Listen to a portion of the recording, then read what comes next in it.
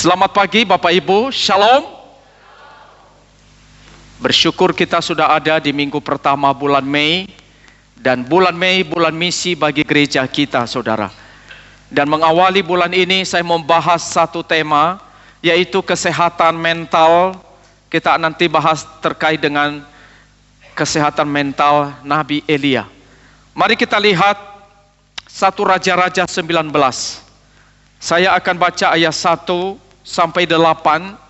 Saudara, sebenarnya kita lihat dari pasal 17, 18, 19. Terlalu panjang.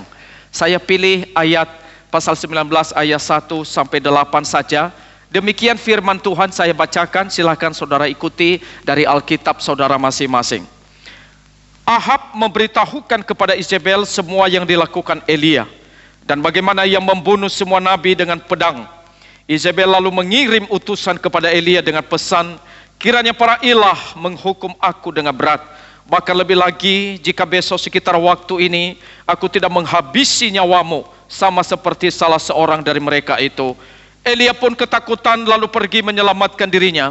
Setelah sampai ke Berseba di wilayah Yehuda, ia meninggalkan hambanya di sana. Tetapi ia sendiri pergi ke padang gurun sejauh 1 hari perjalanan. Ia tiba dan duduk di bawah sebuah pohon arar. Ia memohon supaya ia mati, katanya, cukuplah sudah. Sekarang ya Tuhan, ambillah nyawaku, sebab aku tidak lebih baik daripada nenek moyangku. Ia berbaring dan tidur di bawah pohon arar itu. Tiba-tiba seorang malaikat menyentuh dia serta berkata kepadanya, bangunlah, makanlah. Ketika ia melihat sekitarnya, tampaklah di dekat kepadanya ada roti bakar dan kendi berisi air. Ia makan dan minum, lalu berbaring lagi. Tetapi malaikat Tuhan datang untuk kedua kalinya dan menyentuh dia serta berkata, bangunlah, makanlah, sebab perjalananmu itu nanti terlalu jauh bagimu. Ia pun bangun, lalu makan dan minum. Karena makanan itu, ia kuat berjalan selama 40 hari, 40 malam, sampai ke Horeb, Gunung Allah. Demikian pembacaan firman Tuhan buat kita, saudara yang terkasih dalam Tuhan. Ada seorang anak perempuan berusia 14 tahun. Dia suatu hari terlalu sedih sekali. Sangat sedih. Lalu kemudian dia menuliskan beberapa kalimat. Setelah dia menuliskan kalimat itu, saudara, dia pergi dan tidak pernah kembali lagi ke rumahnya. Dia dicari-cari tapi kemudian dia tidak ditemukan. Lalu sebuah tulisan ditemukan, saudara.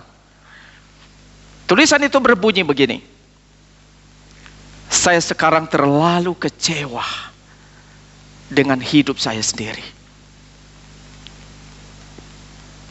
Saya ingin bunuh diri. Saya akan berjalan dari rumahku ini menuju ke sungai. Kira-kira setengah kilometer di luar rumah saya. Selama setengah kilometer ini, saya tahu bahwa sungai itu airnya deras sekali. Kalau saya terjun, karena nggak bisa berenang, saya pasti akan mati. Di dalam perjalanan dari rumah sampai sungai itu, saya cuma minta, jikalau dalam perjalanan setengah kilometer ini ada satu orang saja, entah anak kecil atau orang tua, senyum sama saya pasti kembali ke rumah dan tidak terjun ke sungai itu. Lalu anak gadis itu, saudara, keluar dari rumahnya dan dia ternyata tidak pernah pulang lagi. Ia betul-betul bunuh diri. Kenapa, saudara? Tidak ada satu orang pun, baik anak kecil maupun orang dewasa, yang senyum kepada dia. Padahal banyak orang lalu lalang sepanjang setengah kilo ketika dia berjalan, tapi satu orang pun tidak ada yang senyum. Kisah ini saya dengar dari Facebook pendeta David Tong. Dia memposting apa yang disampaikan oleh ayahnya, pendeta Stephen Tong. Hanya karena tidak ada yang senyum. Akhirnya dia bunuh diri. Dia berkata, dunia ini terlalu dingin. Tidak ada yang peduli, tidak ada yang memperhatikannya. Saya ingin tanya kepada saudara yang hari ini ada di sini. Ketika kau merasa sekitarmu begitu dingin, tidak ada yang peduli kepada engkau, tidak ada yang mendengar engkau, apa yang akan engkau lakukan? Ketika engkau melihat sekitarmu dingin, tetanggamu dingin, rekan-rekan kerjamu dingin, bahkan mungkin engkau ada di keramaian tapi engkau tetap merasa dingin. Apa reaksimu?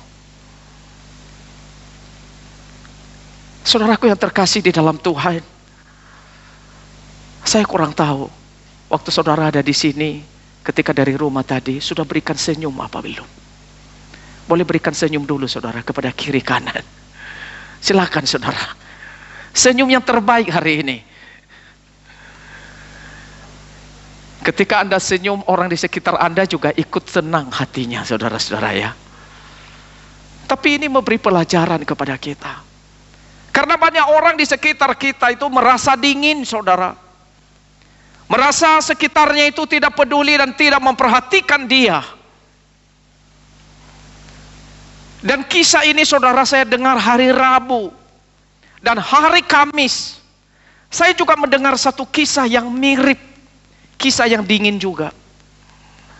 Dan saya ingin sampaikan kepada kita, saudara. Seorang yang kemudian kami ketemu, saya dan istri ketemu dia. Dia seorang lulusan dari sekolah Sentosa. Di gereja kita beberapa ada lulusan dari sekolah Sentosa. Dan dulu dia sudah dibaptis. Dia beragama Katolik.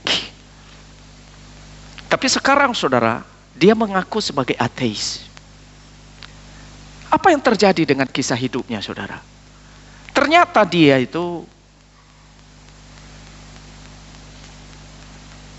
pada waktu dia masih kecil, dia dilahirkan, ternyata dari umur 1 sampai 3 tahun dia dititip oleh mamanya di panti asuhan.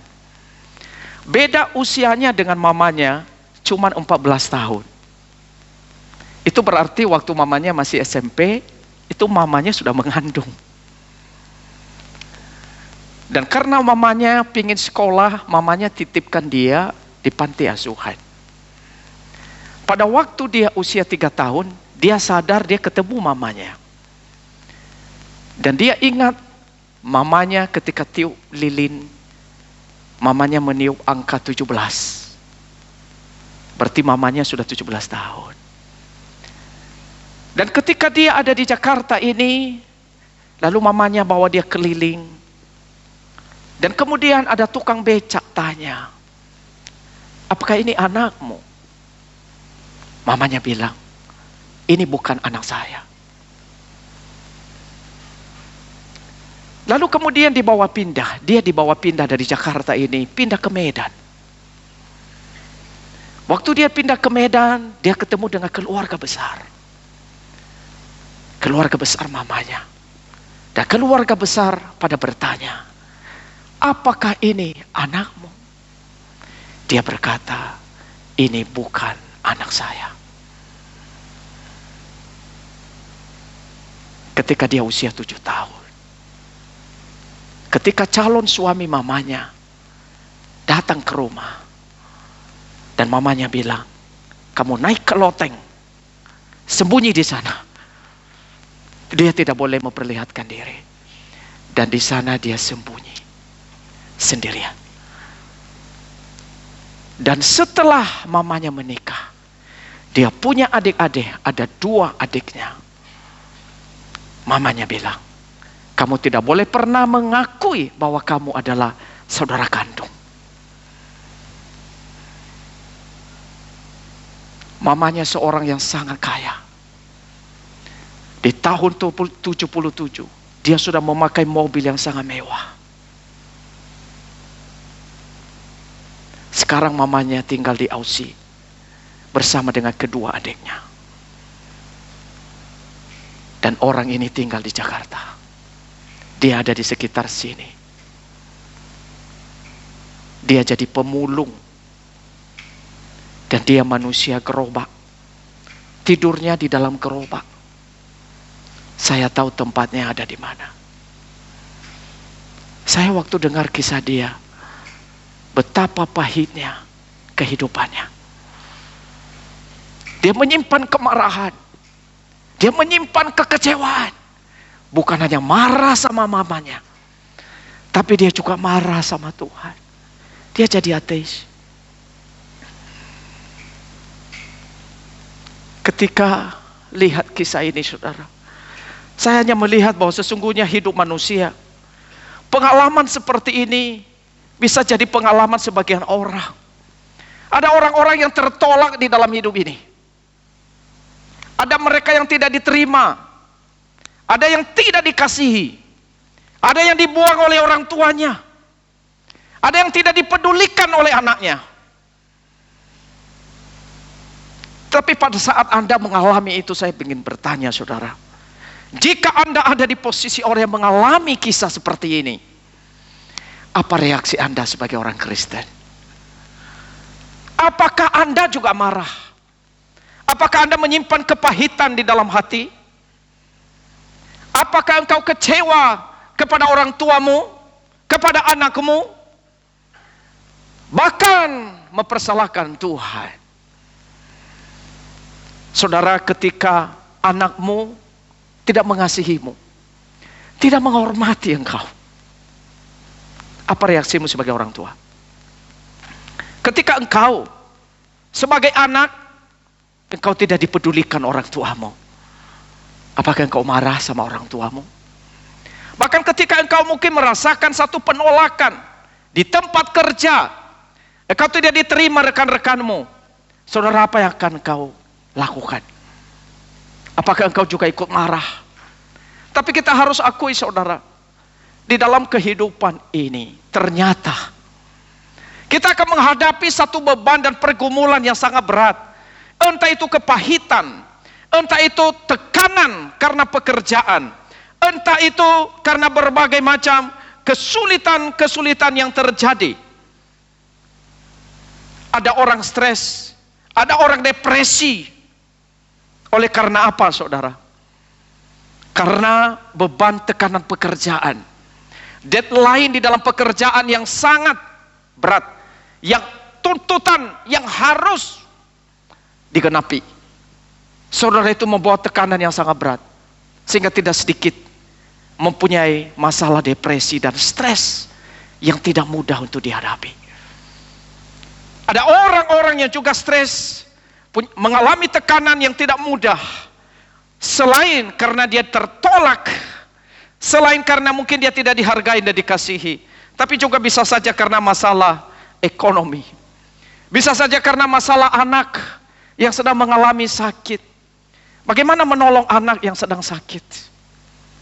Bagaimana menolong orang tua, saudara, pasangan yang mengalami sakit dan tidak tahu bagaimana atau kapan sakit ini akan sembuh? Saudara-saudara, ini adalah tekanan-tekanan yang bisa membawa kehidupan ini berat dan membawa satu gangguan sehingga kita di dalam mental akhirnya tidak sehat. Saudara-saudara, akhirnya ketika orang mengalami stres, depresi, dan tekanan yang berat, maka kita melihat ada orang-orang yang akhirnya tidak mampu menghadapi tekanan kehidupan ini. Mentalnya rapuh. Dan ini bukan saja dialami oleh orang tua, saudara. Tapi bahkan anak-anak remaja justru mereka sangat rentan. Sebagian besar di tengah-tengah kita ada anak-anak remaja. Mereka yang SMP, SMA, bahkan ada yang kuliah. Saudara, ini satu tantangan yang sangat berat di zaman kita hari ini. Meskipun zaman ini begitu maju, tapi tantangan ini sangat tidak mudah untuk dihadapi. Bahkan ada orang-orang yang akhirnya tidak mampu memberikan sumbangsi bagi lingkungan. Ada di antara mereka yang akhirnya tidak bisa menggunakan kapasitas dirinya, bakatnya, kecakapannya, karunianya untuk melayani orang lain. Dia tidak menjadi berkat. Ada orang-orang yang gak bisa beradaptasi dengan lingkungan kerja. Dia stres di sana. Dia tidak bisa membangun satu relasi yang baik dengan orang lain. Nggak bisa. Bahkan ada orang-orang saudara yang hidupnya itu ada di dalam kecemasan yang begitu melumpuhkan. Kalau nggak minum obat nggak bisa tidur. Cemas. Nggak bisa tenang. Bahkan saudara, ada yang juga overthinking. Pikirannya terlalu berlebihan. Negative thinking. Pikirannya selalu negatif. Berpikir negatif dalam banyak hal. Entah itu kepada orang lain, kepada teman, kepada pasangannya, kepada anaknya, kepada orang di sekitarnya, atau kepada hal-hal apa saja. Ada yang merasa insecure di dalam hidup ini. Dia nggak percaya diri, dia nggak nyaman. Ini masalah kesehatan mental, saudara.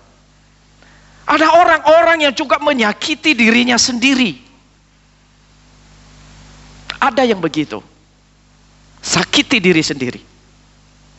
Bahkan ada yang berpikir untuk bunuh diri. Seperti dalam kisah tadi. Berpikir bunuh diri. Karena beratnya tekanan, saudara. Bahkan ada yang menarik diri dari kerumunan. Dia nggak mau komunitas, ketemu orang banyak. Dia nggak mau, saudara. Dia menarik diri, jadi dia hidup menyendiri. Nah, saudara, ini situasi-situasi yang terjadi bicara soal kesehatan mental. Bahkan ada orang yang panic attack. Panik.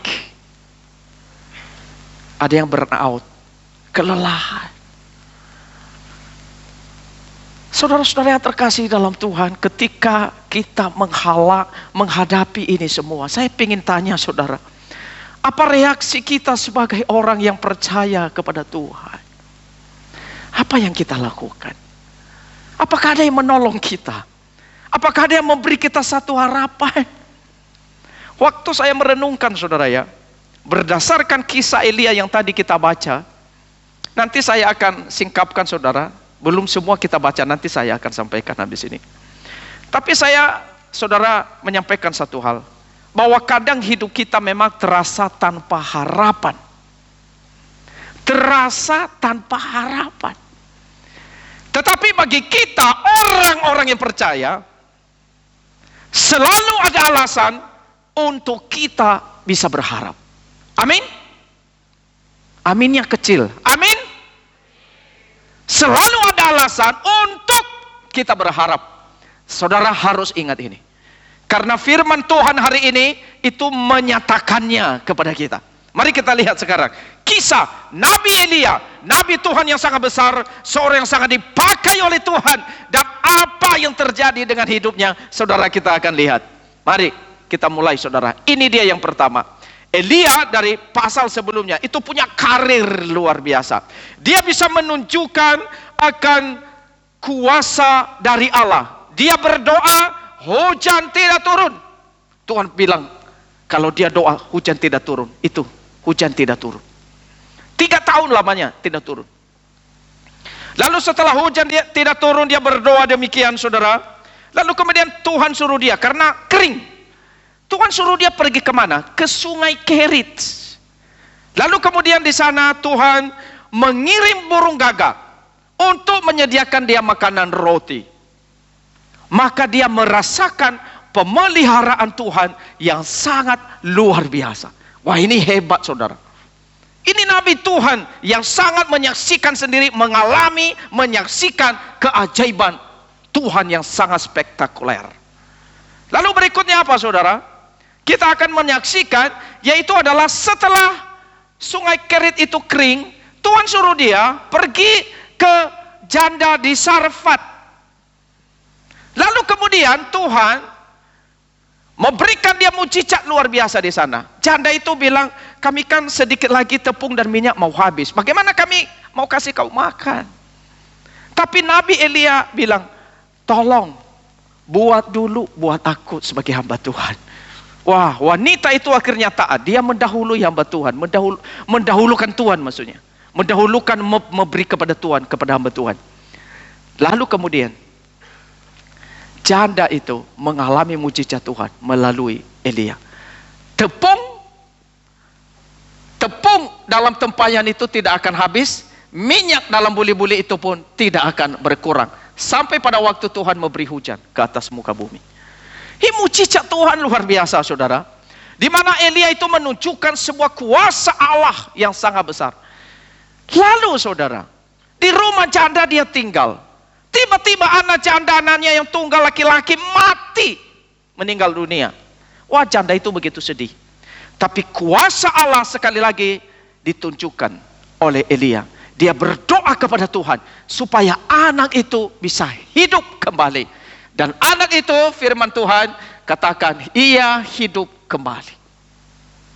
Ini nabi Tuhan yang sangat besar, melakukan mujizat Tuhan. Dan puncak daripada karir Elia itu adalah ketika kemudian dia berjumpa dengan 450 nabi-nabi palsu, nabi Baal.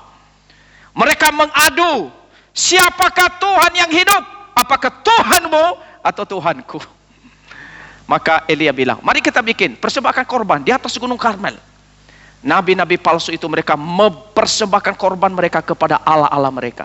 Mereka doa dari pagi sampai siang, tidak ada mujizat. Bahkan Elia hina mereka. Mungkin Allahmu itu lagi tidur, lebih kencang supaya dia bangun. Mungkin dia lagi ke toilet, lebih keras lagi bersuara. Tapi kemudian tidak ada mujizat terjadi. Tapi Elia, dia berdoa dengan doa yang singkat. Dia bilang, saudara, jawablah aku ya Tuhan, jawablah aku, supaya bangsa ini mengetahui bahwa Engkaulah Allah ya Tuhan, dan Engkaulah yang membuat hati mereka tobat kembali. Lalu turunlah api Tuhan, menyambar habis korban bakaran, kayu api, batu dan tanah itu, bahkan air yang di dalam parit itu habis dijilat oleh api. Wah, ini satu pertunjukan yang sangat spektakuler. Dan Elia menghadapi itu semua. Ini hamba Tuhan yang sangat luar biasa, saudara. Dan kemudian saudara, kita melihat berikutnya itu, di mana Elia juga menunjukkan lagi ketika dia berdoa supaya hujan turun. Maka selama 3 tahun hujan gak turun, sekarang dia doa supaya hujan turun. Turunlah hujan. Jadi Elia menunjukkan kuasa Allah bahwa hujan akhirnya turun, dan itu menggenapi perkataan Elia di awal pelayanannya tadi. Wah, itu luar biasa kan saudara. Nabi Elia itu adalah nabi yang sangat besar, yang sangat dipakai oleh Tuhan. Dari pasal 17, pasal 18 kita melihat satu perbuatan ajaib yang dikerjakan oleh seorang hamba Tuhan yang sangat besar ini. Tetapi saudara, Nabi Elia yang telah sampai di puncak kesuksesan, tiba-tiba tergelincir ke lembah depresi yang begitu dalam, sangat dalam. Apa penyebabnya? Tadi kita sudah baca. Di dalam pasal 19, yaitu adalah ketika Ratu Izebel, istri Ahab, ketika dia mendengar apa yang dilakukan oleh Elia, langsung dia berkata begini, kiranya para ilah menghukum aku dengan berat. Bahkan lebih lagi jika besok sekitar waktu ini aku tidak menghabisi nyawamu. Sama seperti salah seorang dari mereka itu. Dia mendapat ancaman dari Ratu Izebel. Ini seorang ratu, saudara. Nabi Elia yang besar dapat ancaman kayak gitu. Apa yang terjadi, saudara? Tiba-tiba dia langsung tergelincir, jatuh ke dalam lembah sebuah depresi sangat dalam. Lalu apa yang dilakukannya? Saudara, kita lihat dari firman Tuhan ini. Dia sangat ketakutan. Di sana dikatakan, maka takutlah ia. Ia takut luar biasa. Ia bangkit dan pergi menyelamatkan nyawanya. Dan setelah sampai ke Berseba yang termasuk wilayah Yehuda, yang meninggalkan bujangnya di sana. Saudara perhatikan ya. Dia kan takut ya. Takut. Dia lari menyelamatkan nyawanya. Dia keluar dari lingkungan. Dari lingkungan mana saudara? Dari lingkungan orang-orang Israel. Dari lingkungan umat Tuhan. Dia meninggalkan lingkungan umat Tuhan. Ini yang terjadi. Kalau hari ini misalnya itu berarti dia meninggalkan gereja, saudara. Gak mau lagi datang ke gereja. Karena tekanan yang berat. Saya punya pergumulan yang berat, saudara, saya nggak mau ke gereja lagi. Kira-kira begitu, saudara. Dia meninggalkan komunitas, persekutuan, doa, dia tinggalkan. Lalu kemudian, saudara, kita lihat lagi, yaitu adalah dia ingin mati. Kemudian ia ingin mati, katanya, cukuplah itu. Sekarang ya Tuhan, ambillah nyawaku, sebab aku ini tidak lebih baik daripada nenek moyangku. Sesudah itu ia berbaring dan tidur di bawah pohon arar itu. Saudara perhatikan ya, dia ingin mati. Itu berarti ada satu pikiran, lebih baik aku mati. Bunuh diri, saudara. Tapi memang saudara, dia tidak mau bunuh diri, tapi dia minta Tuhan ambil nyawa dia. Itu yang terjadi. Minta Tuhan, dia ingin mati tapi minta Tuhan ambil nyawa dia. Terkadang saya ketemu orang-orang tertentu yang berkata, Musa, boleh nggak ya saya cepat mati aja? Atau lebih baik saya mati, Musa.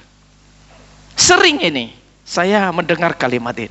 Saya kurang tahu apakah memang karena ada pergumulan yang sangat berat, sehingga berkata, lebih baik saya cepat mati saja.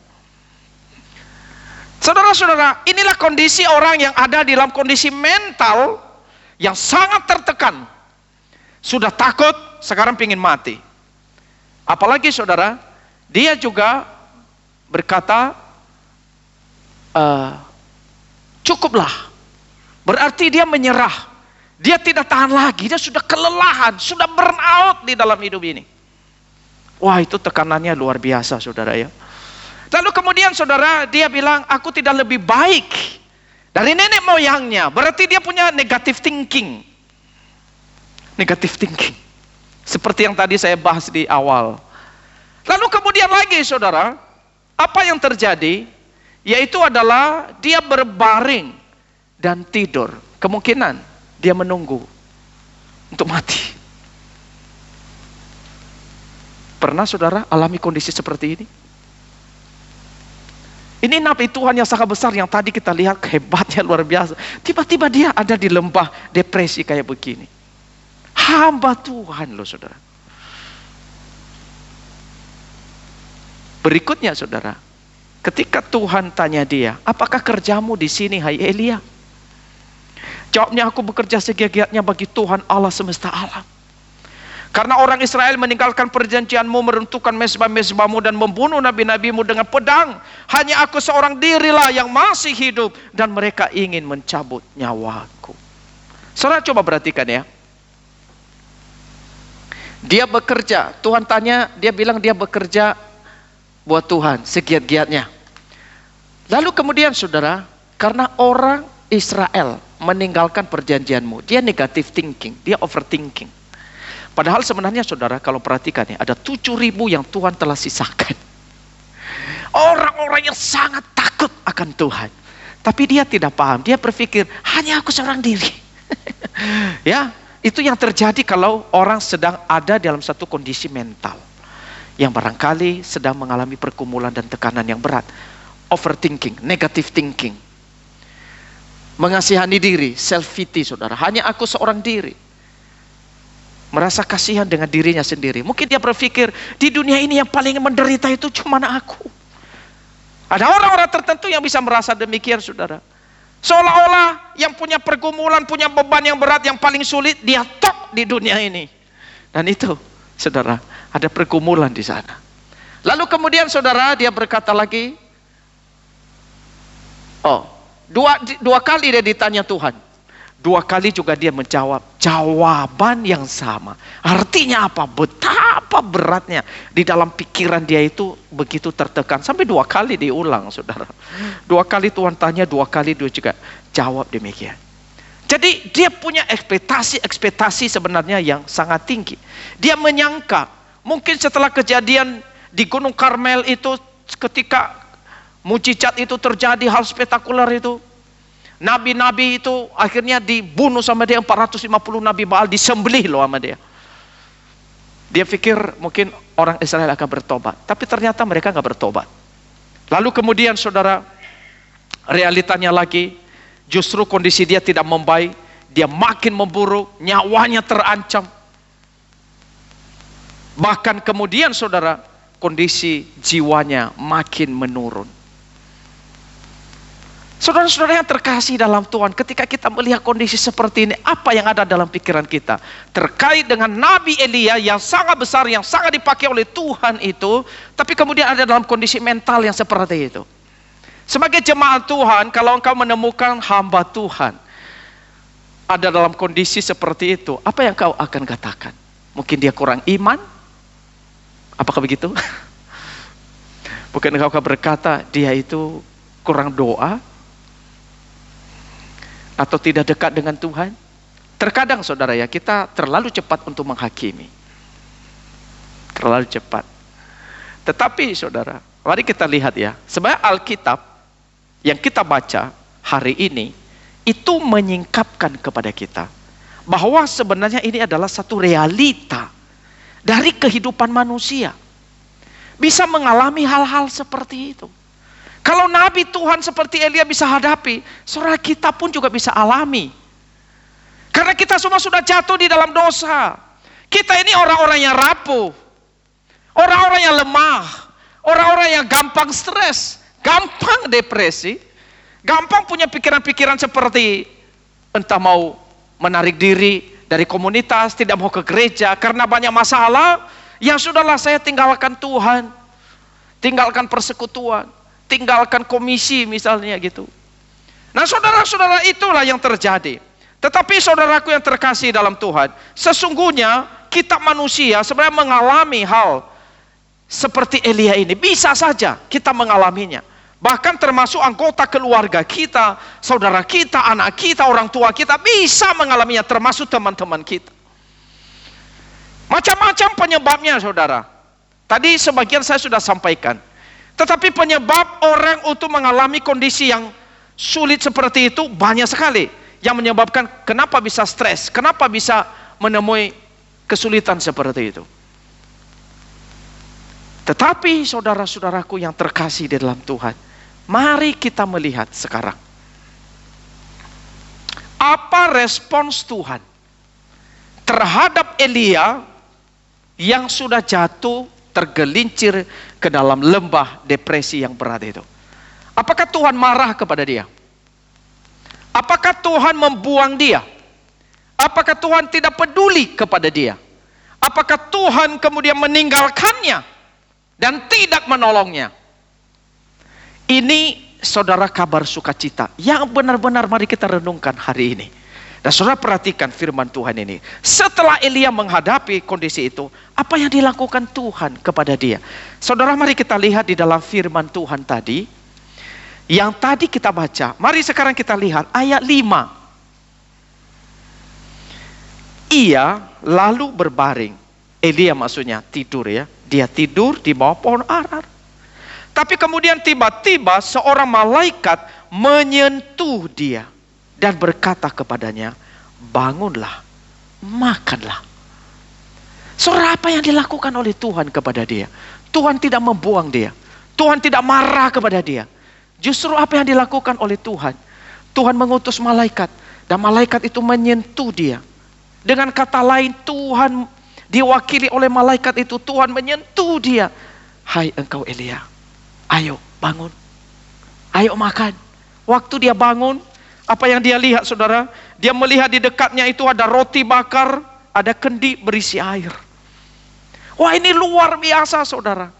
Artinya kita melihat sebenarnya Tuhan sangat peduli kepada dia. Tuhan tidak tinggalkan. Tuhan justru pulihkan aspek apa? Itu aspek fisiknya. Yang sangat lelah, sangat capek. Tuhan pulihkan dia. Elia, kamu terlapar. Kamu butuh makan, kamu perlu ditolong. Saudaraku yang terkasih di dalam Tuhan, kita bisa belajar apa di sini? Saudara, pertama kita belajar bahwa sebenarnya kita tidak sendirian di dalam pergumulan yang kita hadapi, saudara. Karena bukan hanya kita yang menderita mengalami pergumulan dan tekanan dalam hidup ini. Bisa saja memang kita kehilangan orang-orang yang kita kasihi. Bisa kehilangan anak, kehilangan pasangan, kehilangan orang tua. Tapi saudara ingat, Tuhan tidak pernah meninggalkanmu. Ada Tuhan yang selalu menyertai, menolong, melawat, menyembuhkan, memulihkan engkau. Sama seperti Tuhan memulihkan Elia ini. Tuhan pulihkan dia lewat apa, saudara? Lewat malaikat. Dan apa yang dilakukan? Tuhan pulihkan dia pertama-tama itu adalah soal fisik. Tuhan beri dia makan, minum supaya seger. Saudaraku, ini juga pelajaran berharga buat kita. Selain Tuhan menolong kita, saudara, itu juga berarti kita perlu sadar sebenarnya bahwa terkadang orang-orang di sekitar kita itu ya, bukan karena pergumulan yang berat, mereka terpuruk, mereka depresi, tertekan berat. Tetapi kenapa, saudara? Karena mereka bergumul sendiri tanpa ada orang yang bersama dengan mereka, di samping mereka, menguatkan mereka. Maka semestinya kita tidak boleh membiarkan orang bergumul sendiri. Kalau kita tahu, apalagi dia sudah cerita kepada kita, saudara, kita perlu menolong. Kita perlu hadir di samping mereka. Seperti kalau kita dengar sering istilah itu seperti malaikat penolong, saudara. Yang hadir kepada Elia itu kan malaikat. Dan kita sering mendengar istilah malaikat penolong. Nah, saudara, kalau kita bisa hadir di sekitar teman-teman kita seperti malaikat penolong, mungkin dia nggak tahu siapa kita, tapi kita menjadi malaikat penolong. Waktu saya kuliah, saya ingat banget, saudara. Terkadang ketika kuliah itu kita punya pergumulan yang sangat berat. Tapi ternyata Tuhan kirimkan malaikat. Tiba-tiba saja di meja belajar ada amplop. Terkadang uang kuliah belum lunas, tiba-tiba Tuhan kirim malaikat penolong. Dapat surat dari kantor, uang sekolahmu sudah dibayar oleh ini, tapi namanya nggak mau disebutkan. Nah, saudara, itu kan namanya malaikat penolong. Nah, saudara, kita bisa berperan melakukan itu sebenarnya, saudara-saudara. Menjadi penolong. Tadi di dalam kisah yang pertama dari kisah pasti pentong itu, kenapa anak itu bunuh diri? Karena gak ada yang senyum. Dan sebenarnya, saudara, kita bisa jalankan peran kita. Mungkin kita gak bisa memberi banyak, gak bisa lakukan banyak, tapi minimal saudara bisa senyum. Bisa beri senyum. Saudara, senyum itu kan sepele loh sebenarnya. Sepele, bukan hal yang mahal. Gak ada ruginya loh sebenarnya kalau kita juga bisa senyum. Tetapi jangan anggap remeh hal yang paling sepele ini. Ternyata bisa memberi orang seger. Saya di atas mimbar begini aja, saudara, kalau saya khotbah berusaha senyum. Kenapa, saudara? Bayangkan kalau saya khotbah di atas mimbar gak ada senyum, pasti saudara yang dengar di bawah, itu Pak Pendeta gak ada senyumnya dari awal sampai selesai. Benar gak, saudara? Tapi walaupun khotbah saya kurang baik, saudara, yang penting saya senyum, saudara pasti senang. Benar gak? Walaupun khotbahnya nggak terlalu ada isi, tapi hari ini dia senyum. Waduh, saya suka banget sama pendeta itu. Bener nggak? Ya, karena senyum itu merubah isi hati, merubah. Coba kalau Anda jadi penyambut di depan, Anda disambut oleh orang yang nggak senyum. Anda datang dari rumah dengan, mungkin juga dengan hati yang tenang, hati yang bahagia. Tapi ketika sampai pintu gereja, Anda disambut dengan tanpa senyum. Kira-kira hati Anda berubah enggak? Ini Sela ketawa-ketawa dia. Ada pengalaman? Anda yang barangkali dari rumah pingin datang ibadah, Anda disambut, enggak ada senyum. Mungkin sepanjang ikut ibadah, Anda di dalam hati ngomel. Akhirnya firman Tuhan enggak masuk. Karena apa? Enggak ada senyum. Ternyata senyum itu sangat berarti. Maka jangan sepelekan, saudara ya. Yang jadi penyambut mesti selalu senyum. 3S, sapa, salam, senyum. Nah, saudara, kita bisa melakukan itu kepada orang-orang di sekitar kita. Dan bukan hanya itu, saudara, kita juga bisa menjadi teman yang baik. Komunitas itu perpanjangan tangan Tuhan untuk menguatkan. Maka ketika kita ada dalam pergumulan yang berat, saya mau katakan jangan tinggalkan komunitas. Jangan menarik diri. Seperti Elia tadi, dia akan menarik diri. Saya katakan jangan menarik diri. Meskipun engkau punya pergumulan yang berat, Mungkin engkau punya sakit kanker yang berat, sakit tumor yang berat, anak sakit, baru ditinggal oleh orang yang kita kasihi, punya tekanan dalam pekerjaan, bergumul membesarkan anak, hadapi relasi dengan mertua yang tidak baik. Tapi saya mau katakan, apapun pergumulanmu, saudara jangan menarik diri dari komunitas ibadah hari Minggu, persekutuan, kumpulan orang percaya. Kenapa saudara? Itu adalah perpanjangan tangan Tuhan untuk menolong, mengkuatkan Anda. Karena di dalam ibadah seperti ini Anda dikuatkan, Anda dihibur, Anda diberikan visi, diberikan arah. Kalau Anda sendiri, menarik diri, menyendiri, wah saudara itu akan lebih berat. Lebih berat. Menanggung beban sendiri sangat berat. Kalau Anda punya pergumulan, lebih baik curhat. Ceritakan kepada orang yang tepat. Anda akan didoakan, diberi kekuatan. Jangan tanggung sendiri. Saudara, itu jalan keluar yang Tuhan berikan kepada kita. Maka saudara-saudaraku yang kasih dalam Tuhan, di bulan Mei ini nanti kita ada Caring Group. Saudara bisa bergabung di dalam Caring Group, lebih dekat lagi, lebih punya komunitas untuk lebih mendekat satu sama lain. Mengenal untuk bersekutu, saling mendoakan. Itu adalah komunitas perpanjangan tangan Tuhan bagi kita.